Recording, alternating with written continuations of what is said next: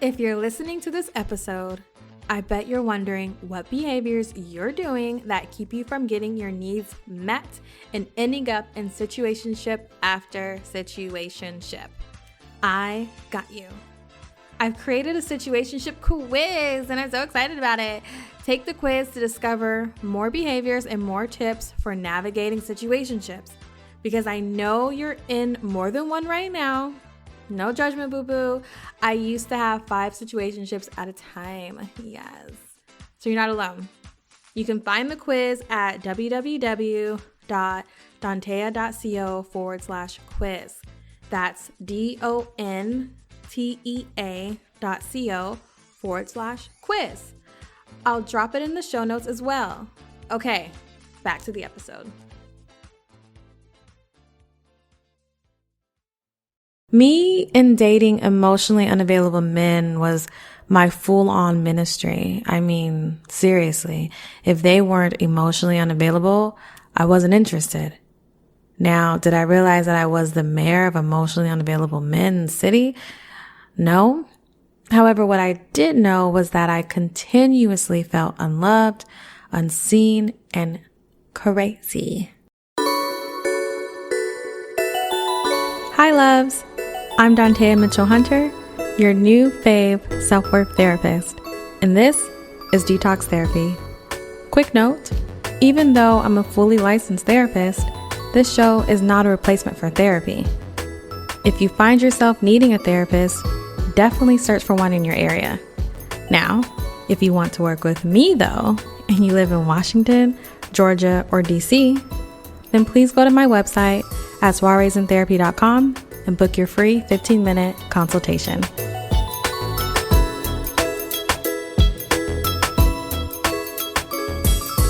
Hi loves, welcome back. Today is going to be a great episode. It might actually get all up in your business and your personal journals. So today's listener letter is straight to the point. So here it is. Why do I keep attracting emotionally unavailable men? They say they are emotionally available and say they can have open conversations, but as soon as I bring something up to discuss, they give me short answers or try to shut the whole conversation down. I'm constantly feeling like I am too much. Yeah. I know this one. So quick answer. You keep attracting emotionally unavailable men because you keep seeking them out. I love this question. It's a deep question and a question that has many twists and turns and unexpected climaxes. And best of all, once again, I've been there. Me in dating emotionally unavailable men was my full-on ministry. I mean, seriously, if they weren't emotionally unavailable, I wasn't interested. Now, did I realize that I was the mayor of emotionally unavailable men in the city? No. However, what I did know was that I continuously felt unloved, unseen, and crazy. Like just in this mind fuck, right? So before we go on, let me define an emotionally unavailable man. This is a man that is unable to support you emotionally. Sometimes it's because they don't know how to. Sometimes it's because they could be a person that is only very familiar with a few emotions like hunger, happy, mad, sad, angry, right? And that's it. That's it. So they may not know how to. So it's someone who gaslights or puts you down or totally ices you out altogether when you need truth, honesty, patience, and vulnerability.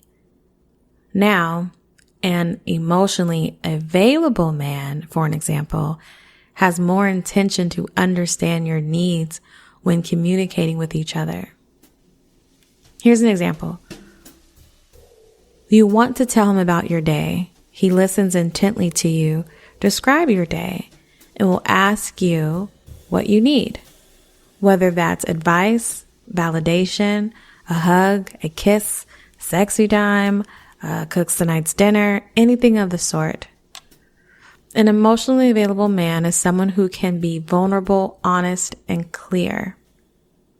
He is someone who understands his emotions and can express them to you. So let's get into the psychoeducation around the listener's question. We seek out what we are familiar with, like our upbringing, our childhood, right? Like those dynamics. We seek that out as adults. And going about life without realizing this will have us end up in the same situation over and over again. We tell ourselves, okay, the next guy, he will have emotional availability. He will be emotionally intelligent. He will be able to have conversations without losing his temper each time. That short fuse that he has, that'll be gone. The next guy. Here's the thing. I would like for you to think about other relationships in your life that are emotionally unavailable. It could be your mom, dad, grandparents, siblings, whomever. I will take a bet that you've experienced this type of dynamic before meeting this guy. And the last guy, right? So again, we go with what we are familiar with and what we are used to experiencing in childhood. If we are used to being talked over, silencing ourselves because the person we are trying to express ourselves to doesn't express interest in what we have to say, they don't want to hear it, or they may even say, leave it alone. I don't want to hear about this anymore, right? Some way of shutting it down, silencing you, right? We take this experience and we'll self-absorb it. We'll take it on as our own problem, something that we need to fix. We tell ourselves, this is how all interactions will be when I try to express myself. They won't care and my needs won't matter. You may even tell yourself, if I just stop asking for too much or stop overthinking things, then he will finally listen to me and care for me. The truth is, the more you try to change yourself, which actually is just you showing up a smaller version of yourself over and over again, shrink, the more frustrated you become, the more you keep wanting to prove to yourself that it's you, not them. So you continue to seek out the same pattern to prove to yourself that this same dynamic will work with someone else. Most times without realizing, and the cycle repeats itself. Does that make sense? So if I'm experiencing people who constantly tell me to leave it alone, try to shut it down, and the relationship ends, unknowingly, I will seek out that same type of dynamic. And when I see that same behavior come up again where they're going to tell me to leave it alone, I will just adjust myself, right? Because I'll think it's all my fault. It's because I'm bringing this up and they don't want to hear about it. So I'm going to try to take it at a different approach and ask the same question a different way, or sprinkle the questions, right? I really want to ask this question, but I talk about 1/3 of the question on Monday, the second third of the question on Tuesday, and the last third of the question on Wednesday.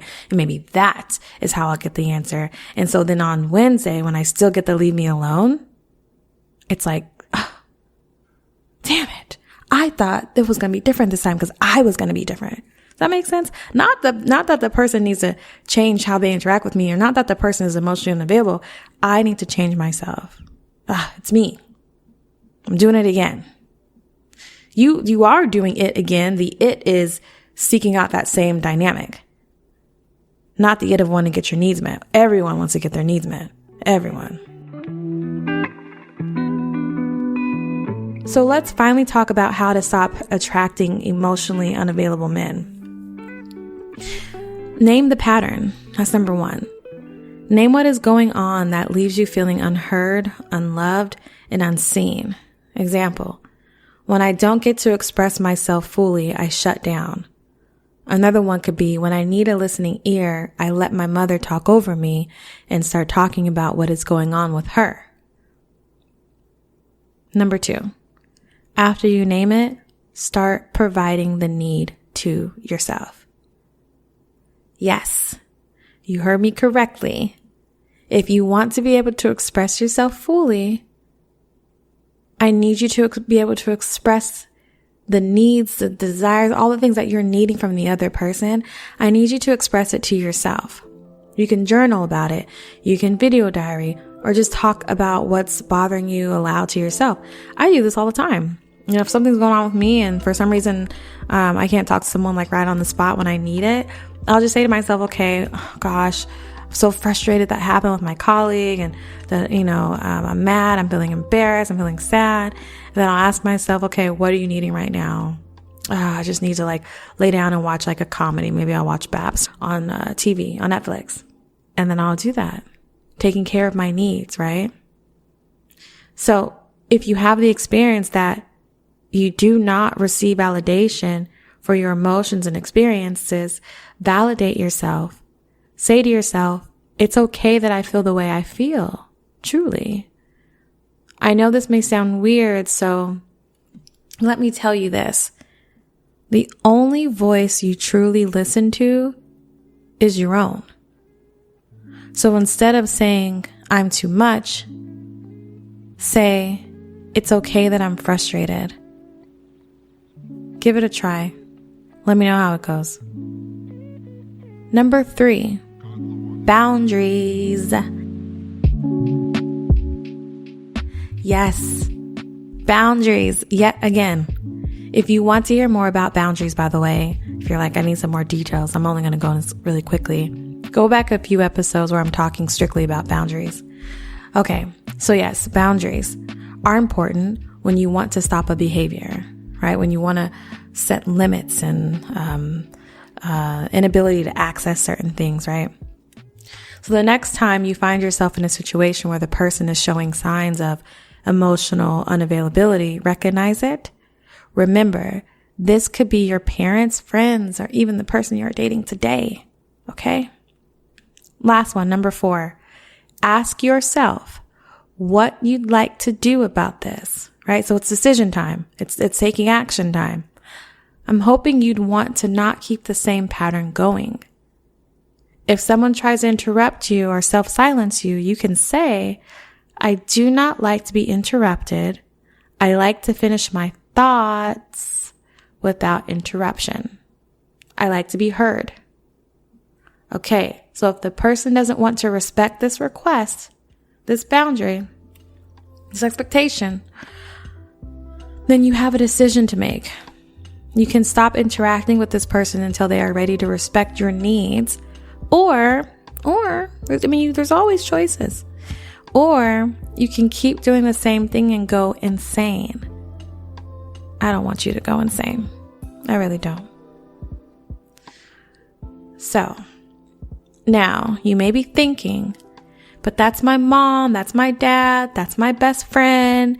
It's cuffing season. I don't want to be alone and cold, girl. No. An awesome therapist friend of mine says, if they weren't your parents, if they didn't have the title of mom or dad, what would you do? Yeah, exactly. So set the boundary. Okay. You got this. Healing is challenging and so worth it. Okay, quick recap. The 4 points on how to stop dating, how to stop attracting, emotionally unavailable men. 1, name the pattern. 2, provide yourself with the needs you wish you were receiving from the others. 3, boundaries. 4, finally take action. Okay, you got this. See you next time. Thank you, loves, for listening to this week's episode. If you're enjoying the show, it'd be really great if you could please rate and review. Don't forget to follow us on Instagram at Soirees in Therapy. To learn more about the services I offer, visit soireesintherapy.com. If you've got a question you'd like me to answer, please send your question to Dantea at soireesintherapy.com. The answer might just become an episode.